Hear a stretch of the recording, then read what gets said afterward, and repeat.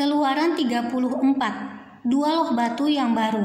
Berfirmanlah Tuhan kepada Musa, pahatlah dua loh batu sama dengan yang mula-mula, maka aku akan menulis pada loh itu segala firman yang ada pada loh yang mula-mula yang telah kau pecahkan.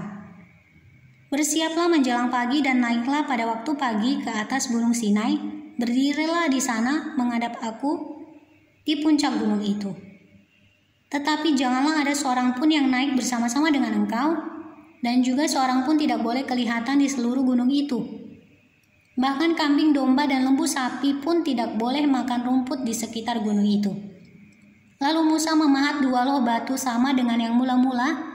Bangunlah ia pagi-pagi dan naiklah ia ke atas gunung Sinai, seperti yang diperintahkan Tuhan kepadanya, dan membawa kedua loh batu itu di tangannya. Turunlah Tuhan dalam awan lalu berdiri di sana dekat Musa serta menyerukan nama Tuhan. Berjalanlah Tuhan lewat dari depannya dan berseru, Tuhan, Tuhan, Allah penyayang dan pengasih, panjang sabar, berlimpah kasih-Nya dan setianya, yang meneguhkan kasih setianya kepada beribu-ribu orang, yang mengampuni kesalahan, pelanggaran, dan dosa, tetapi tidaklah sekali-kali membebaskan orang yang bersalah dari hukuman, yang membalaskan kesalahan bapa kepada anak-anaknya dan cucunya, kepada keturunan yang ketiga dan keempat. Segeralah Musa berlutut ke tanah, lalu sujud menyembah, serta berkata, jika aku telah mendapat kasih karunia di hadapan-Mu ya Tuhan, berjalanlah kiranya Tuhan di tengah-tengah kami. Sekalipun bangsa ini suatu bangsa yang tegar tengkuk, tetapi ampunilah kesalahan dan dosa kami, ambillah kami menjadi milik-Mu. Firman-Nya, sungguh aku mengadakan suatu perjanjian di depan seluruh bangsa-Mu ini, akan kulakukan perbuatan-perbuatan yang ajaib, seperti yang belum pernah dijadikan di seluruh bumi di antara segala bangsa. Seluruh bangsa yang di tengah-tengahnya engkau diam akan melihat perbuatan Tuhan. Sebab apa yang akan kulakukan dengan engkau sungguh-sungguh dahsyat. Tetapi engkau berpeganglah pada yang kuperintahkan kepadamu pada hari ini. Lihat, aku akan menghalau dari depanmu orang Amori, orang Kanaan, orang Het, orang Feris, orang Hewi, dan orang Yebus. Berawas-awaslah, janganlah kau adakan perjanjian dengan penduduk negeri yang kau datangi itu, supaya jangan mereka menjadi jerat bagimu di tengah-tengahmu. Sebaliknya, mesbah-mesbah mereka haruslah kamu rubuhkan. Tugu-tugu berhala mereka kamu remukkan dan tiang-tiang berhala mereka kamu tebang. Sebab janganlah engkau sujud menyembah kepada Allah lain, karena Tuhan yang namanya cemburuan adalah Allah yang cemburu.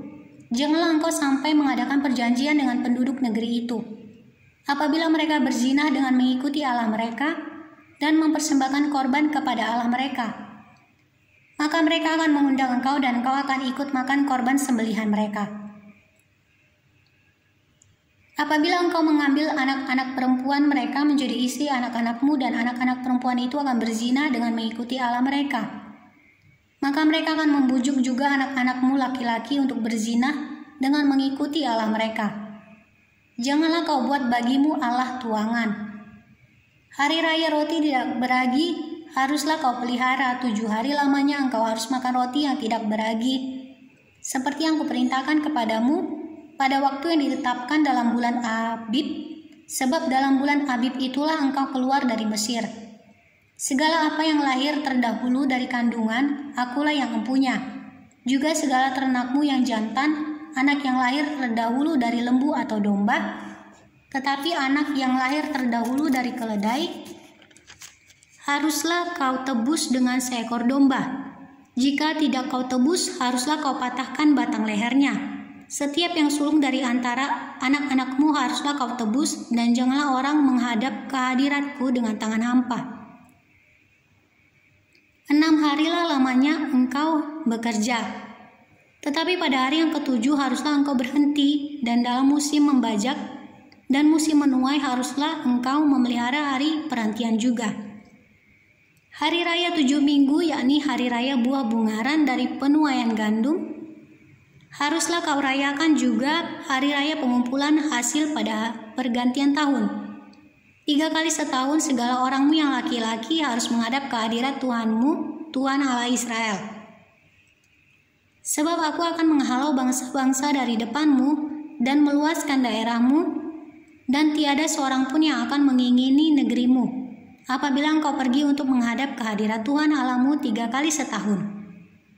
Janganlah darah korban sembelihan yang kepadaku kau persembahkan, beserta sesuatu yang beragi. Dan janganlah ada dari korban sembelihan pada hari raya Paskah bermalam sampai pagi. Yang terbaik dari buah bungaran hasil tanahmu haruslah kau bawa ke dalam rumah Tuhan Allahmu.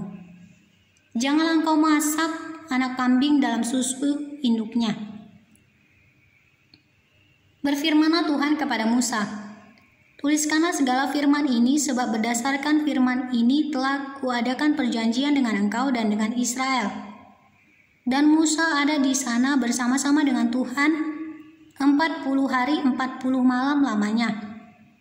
Tidak makan roti dan tidak minum air, dan ia menuliskan pada loh itu segala perkataan perjanjian, yakni ke-10 firman.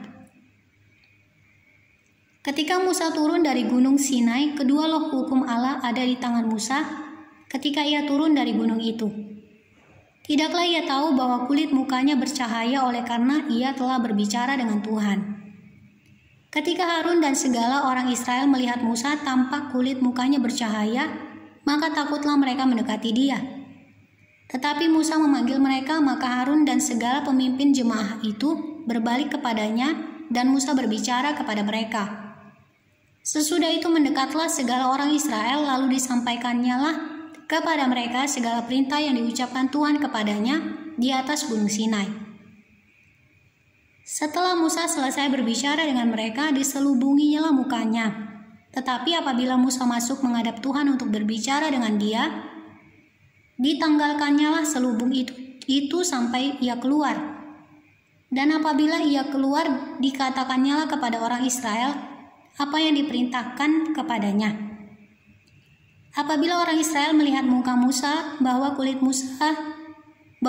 muka Musa bercahaya, maka Musa menyelubungi mukanya kembali sampai ia masuk menghadap untuk berbicara dengan Tuhan.